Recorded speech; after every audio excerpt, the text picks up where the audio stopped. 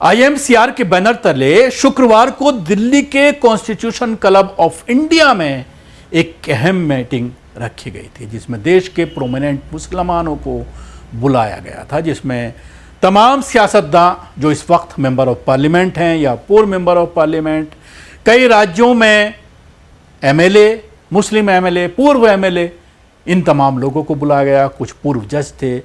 बड़े नौकरशाह पूर्व मुस्लिम तंजीमों के जिम्मेदारान को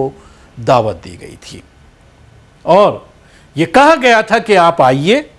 इस बैठक में शामिल हुए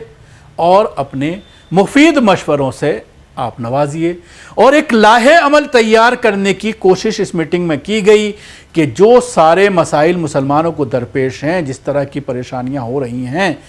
कहीं पर भी बिल्डोज़र अचानक पहुंच जाता है सुबह ही सुबह 5 बजे और किसी भी मस्जिद को यह कह करके गिरा दिया जाता है कि ये इल्लीगल है, चाहे वो मस्जिद 150 साल पुरानी हो, 200 साल पुरानी हो, 50 साल पुरानी हो, उसको बिल्डोज कर दिया जाता है, मौका नहीं दिया जाता कहीं पर भी सुनवाई का। तो ऐसे में क्या रणनीति अपनाई जाए? क्या इसके लिए हमें सड़कों पर उतरना होगा या कानूनी रास्ता अपनाना होगा या फिर इसके लिए और किस तरह की चीज़ें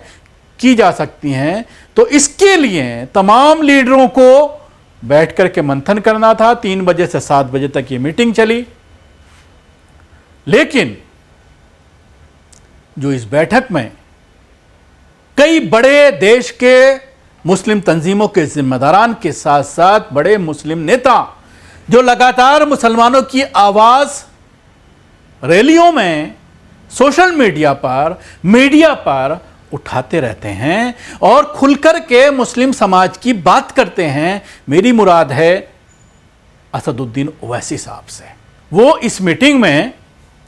बुलाए जाने के बावजूद नहीं पहुंचे। हालांकि इस मीटिंग में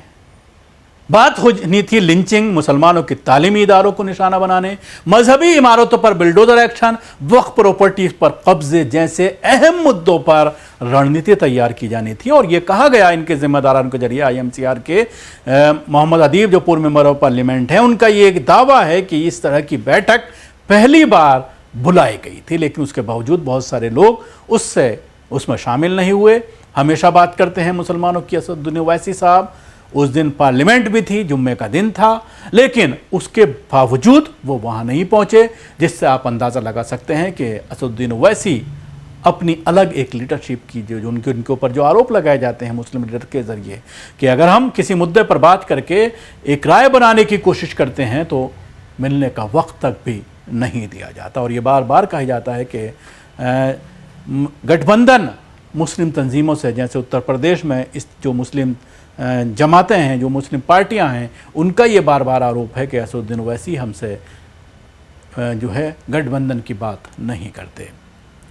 और मुस्लिम जमातों से दूरी बनाकर रखते हैं। उनकी अपनी एक लाइन की पॉलिटिक्स है जिस पर वो काम करते हैं और बीजेपी को फ़ायदा पहुंचाने का आरोप भी उनके ऊपर लगाया जाता है। कई दफ़ा उनको ये कहा जाता है कि वो जिस तरह के बयानात रैलियों में देते हैं, उससे सीधा तौर पर फ़ायदा भारतीय जनता पार्टी को पहुंचता है। एक और नेता का जिक्र मैं यहाँ पर करना चाहूँगा, इमरान प्रतापगढ़ी। शायद से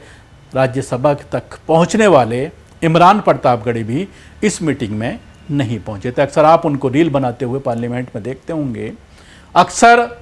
वो नेताओं के दरमियान आकर के बड़ी शानदार रील बनाते हैं, लेकिन जब मुसलमानों की बात आती है, उन पर बात करने की बात आती है, उन पर मंथन की बात आती है, बैठ कर के कुछ फैसला करने की बात होती है, तो वो अपने आप को ऐसी मीटिंग से दूर रखते हैं, वो इस मीटिंग में नहीं पहुंचते हैं। अब सवाल यही है कि अगर आप संजीदा हैं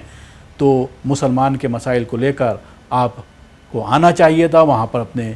जो है राय रखनी चाहिए थी, वहाँ पर आपको ये बताना चाहिए था कि किस तरह से इस मसले का हल निकाला जा सकता है, किस तरह से मुसलमानों को कोई राह दिखाई जा सकती है। ये वहाँ पर जाकर के अपने मशवरे देने चाहिए थे। तो सवाल यही है कि इस तरह के ऐसे नहीं है कि ये 2 ही लोग हैं, बल्कि दर्जनों लोग ऐसे हैं जो इस मीटिंग में नहीं पहुँचे।